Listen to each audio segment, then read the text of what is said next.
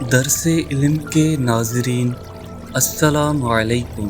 درس علم کے ناظرین کے لیے پیش خدمت ہے ایک ایسا وظیفہ جو بے قراری اور اضطراب کو ختم کرے اور اللہ تعالیٰ کی مدد سے سکون والی زندگی عطا کرے انشاءاللہ عز و جل۔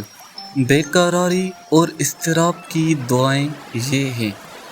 سیدنا علی رضی اللہ عنہ بیان فرماتے ہیں کہ رسول اللہ صلی اللہ علیہ وسلم نے مجھے ان کلمات کی تلقین فرمائی اور حکم دیا کہ جب مجھے کوئی غم اور پریشانی لاحق ہو تو یہ کلمات پڑھوں، لہٰذا غم، شدت و سختی اور امراض وہموں کے وقت ان کلمات کو حرز جان بنانا چاہیے۔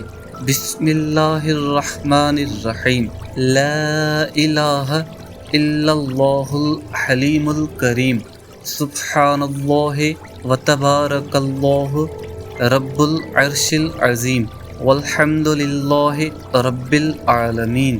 معنی، کوئی معبود برحق نہیں سوائے اللہ کے جو نہایت بردبار بہت کرم والا ہے۔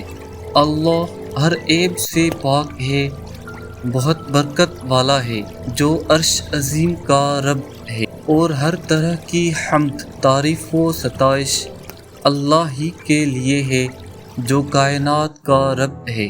رسول اللہ صلی اللہ علیہ وسلم نے فرمایا، ذُو-النُّون یونس علیہ السلام کی دعا جو انہوں نے مچھلی کے پیٹ میں رہنے کے دوران کی تھی وہ یہ تھی، لا الہ الا انت سبحانک انی کنت من الظالمین۔